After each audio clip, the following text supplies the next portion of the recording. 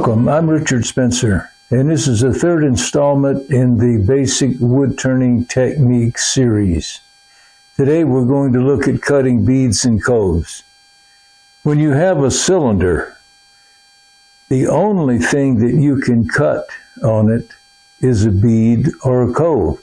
You can either go convex or you can go concave. It's really your only two options. So it's important that you learn to turn good beads and coves if you want your spindles to look nice. The best way to guarantee that is to spend an adequate amount of time practicing just cutting beads and coves on cylinders. You get yourself a number of these blanks and you just cut beads and coves until you're good at it. And that's what I'm going to show you how to do this morning. And we will get to that in just a moment. Now, as you can see, I've already cut 3 beads, just to show you what they would look like and how we lay them out on the blank. Now, to lay out your bead, all you would do is just put your tape measure up, and for this exercise, we'll mark it at 3/8 and 3/4. Then you'll need to run that line all the way around. You just put your pencil on it and you turn it until you've moved the line all the way around.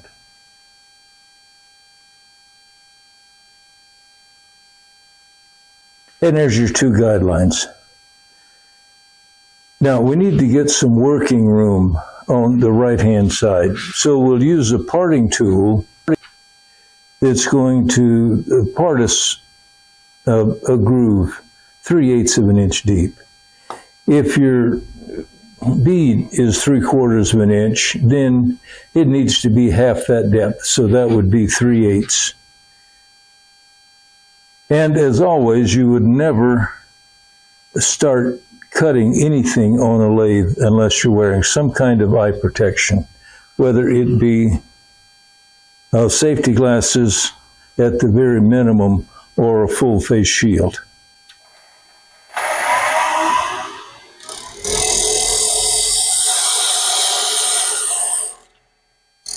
Now we'll cut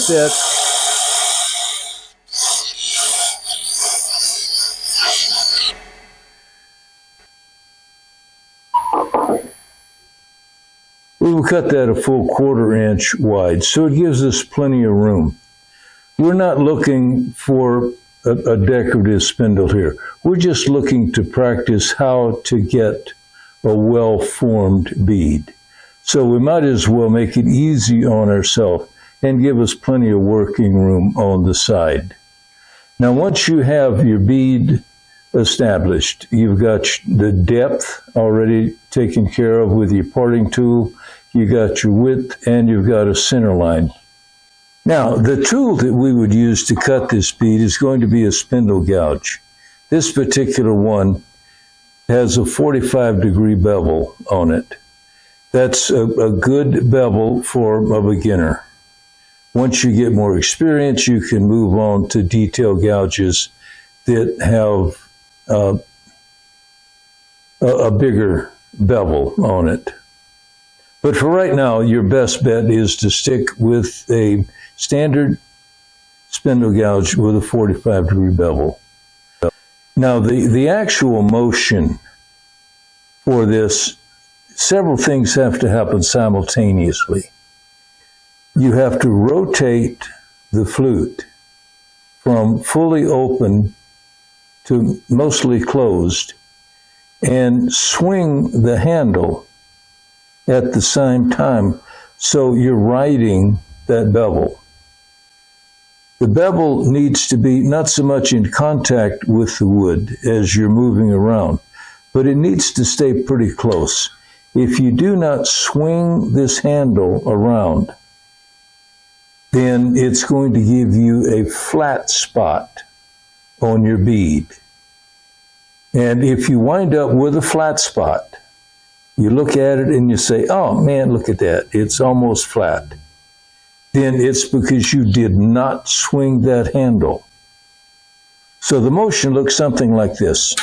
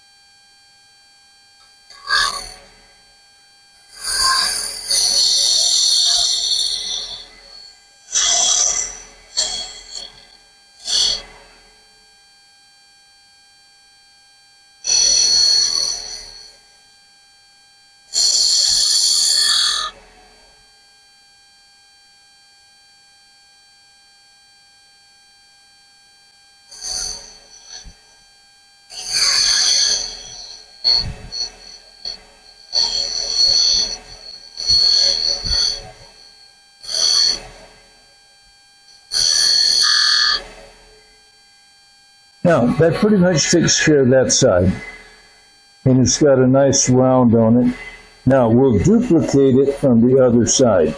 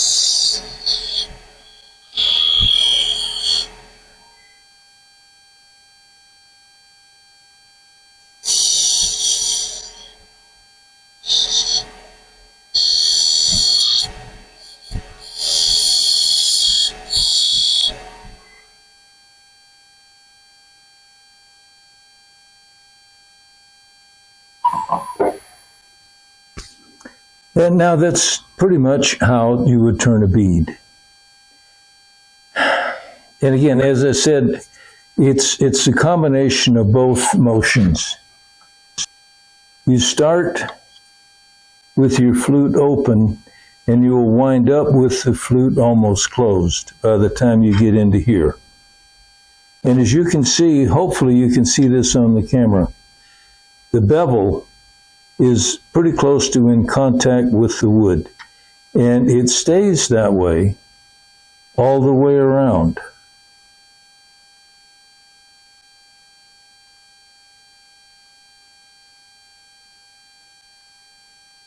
Now, as you start turning the beads, one of the first things you'll notice is one side of your bead always looks better than the other one, because one of the directions or the other is going to be more natural and easier for you. But it's just a matter of you training yourself through practice to turn both sides equally. I wish there was a way that I could give you some wonderful secret that would guarantee success, but there simply is no such thing. This takes practice. You will not learn this without many, many hours of practice. And if you want to be able to turn nice spindles with nice, even-looking beads and coves, there is only one way to achieve that, and that is through practice. When I would do this with my students, when I used to teach this at a junior college, they would make 10 of these spindles, and then they would do nothing for the entire class period but turn beads and coves. And they would continue doing that until they got to where they could turn them well.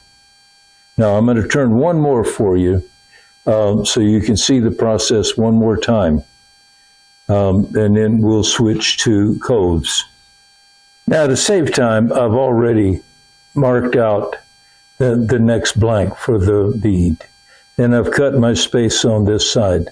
So I'm now ready to actually start turning.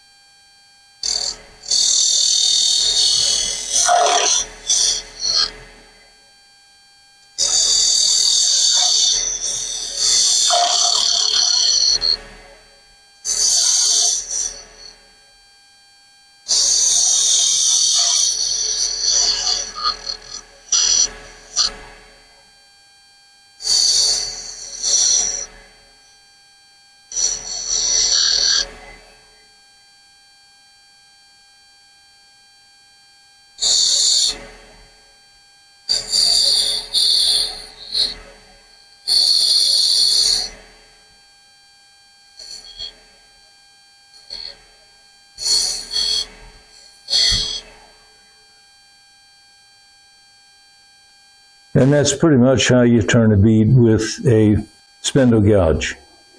Now, I'll give you the standard disclaimer. This is the way I do it.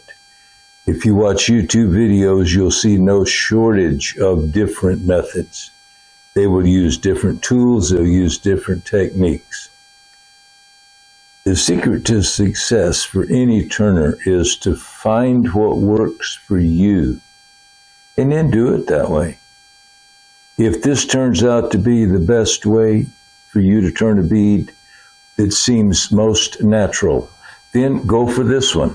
If you see another video that has a different method with a different tool and it works best for you, go with that. You find what works for you and then use it. But there is one thing I can guarantee you. You will never turn good beads and coves unless you spend the time to practice. This is a skill, and skill takes time. You've got to be willing to invest the time. You've got to pay your dues if you want to turn well. Now that's going to conclude the instructions on beads. In the next segment, we'll cover how to turn coves. Okay, now we've covered beads, and now it's time to take a look at coves. When you start turning coves, it's pretty much the opposite of turning a bead. And we'll be using a different tool. We use the spindle gouge for the beads, but for the coves, it's sometimes easier to do it with a smaller bowl gouge. Now this is a 1/2-inch bowl gouge, and this will do an excellent job on these coves. As you can see, I've already turned 3 just to show you what they're going to look like. The big advantage of the bowl gouge over the spindle gouge is it's thicker. It has a larger bevel, and it has a larger round on the front, which just allows you a lot more stability, and it will turn a bead better than you would with the smaller spindle gouge. Now, the spindle gouge can be used on coves, of course, but in the beginning, I think you would find success a lot quicker if you start with a small bowl gouge.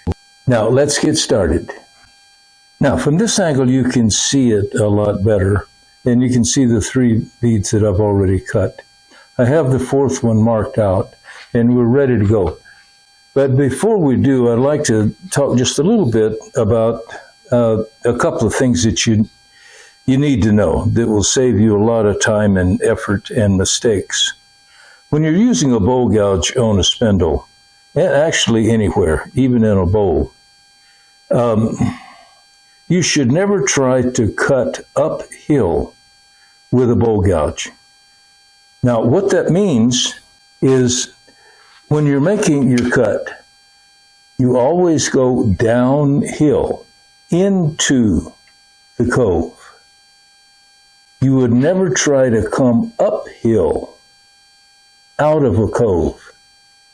So you cut downhill only, and you can go to the center, maybe a little bit further. But if you want to cut on the opposite wing, you have to reverse the chisel and go downhill. So just remember, you always go downhill when you're cutting coves. And that'll save you an awful lot of trouble and an awful lot of mistakes. Now, you might be wondering why we're talking about a bowl gouge on a spindle. Well, that's really quite simple. You can use a bowl gouge most anywhere. But on a cove, because the bowl gouge is a little bit thicker, and it has a bigger bevel, and the nose on the front is bigger. When you compare it to the spindle gouge, you can see the difference. You can cut coves with a spindle gouge. It works just fine. The problem is it's a little bit small, and it requires a little more skill to use the spindle gouge on a cove, where the bowl gouge will do it easier and smoother. You'll get a better finish, particularly in the beginning, with a small bowl gouge. This is a 1/2 inch. I wouldn't go any bigger than 1/2 inch. And there's one other trick that I'll show you when it comes time to start cutting the cove. Sometimes it's a little hard to get it started from scratch. So what I like to do is take a parting tool, and I will cut a notch in the center of where the cove's going to go. I'm not going to go to the full depth, but I'm going to go deep enough, probably about 1/4 inch. And this is going to give us a good starting point for both sides of the bevel. And by the time we reach the end of that 1/4 inch cut, we will have the curve established and we can finish the cove easily. But this just gives you an easier start. And it goes like this.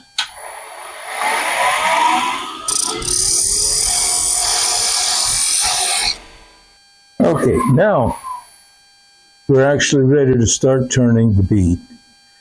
Now there's a couple of things that you need to understand before we can even start on it. Tool position is important in almost all aspects of turning. But in turning a cove, tool position gets really critical. Your bowl gouge has a bevel. And to start a cut in making a cove, the bevel needs to be perpendicular to the spindle. Now, it's a 45-degree angle, so your tool handle needs to be at a 45-degree angle to your tool rest. And if it's not, if you try to start this cut at less than a 45-degree angle, it's going to cause that chisel to run. And if you ever get a run, you'll know exactly what I'm talking about. And when you get a run, don't try to blame the tool and don't blame the work. It's an operator error. You did not have the proper tool position. So you're going to start every one of your cuts with that bevel perpendicular to the spindle. Now here's a good time to point out something else. When you want to cut the other side, that tool has to be reversed. And now it's perpendicular over on this side. Now, when you have to reverse the tool position, you'll notice real quickly you need to be ambidextrous. You need to be able to handle these tools equally well with either hand. And that's just something you're going to have to learn how to do. Now, back to the cove. Once you want to start the cove, you're perpendicular to the work, and it's just the reverse of the bead. Here we're starting with the flute closed, and we're going to swing the handle and open the flute. It looks the same way on this side. We start out perpendicular to the work, and then as we begin to make the cut, we swing the handle and we open the flute. Now that's the motion. You start over here and you wind up here. And when you're on this side, you will start here and you will wind up here. So let's turn the machine on and see what happens.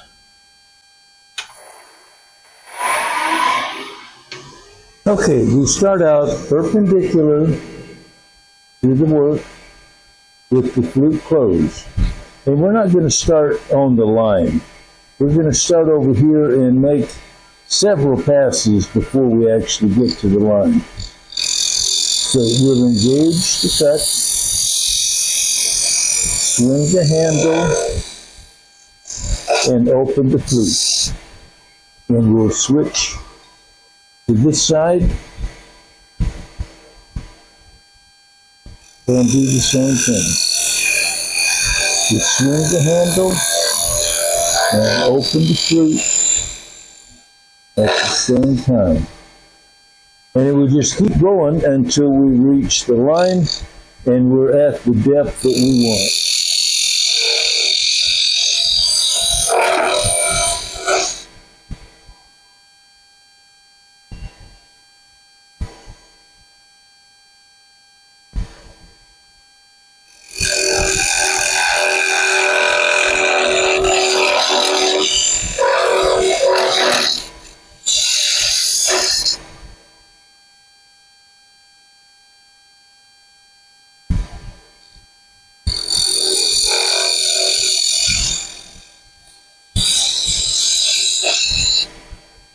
And remember, you only go downhill.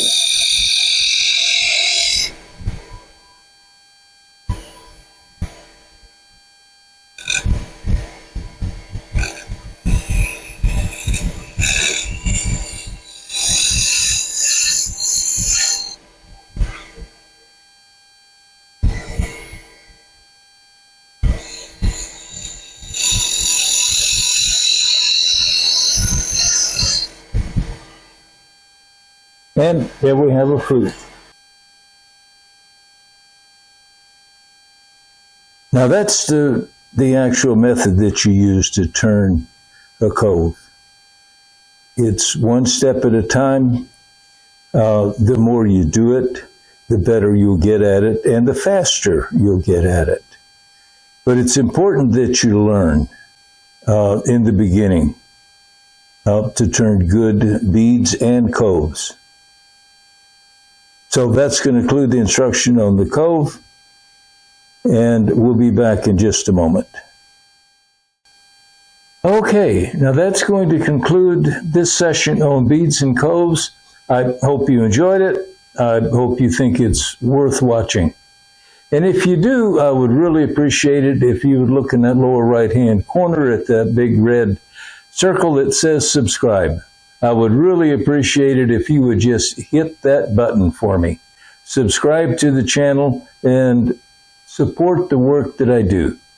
I would really appreciate it. Thank you, and we'll see you in the next video.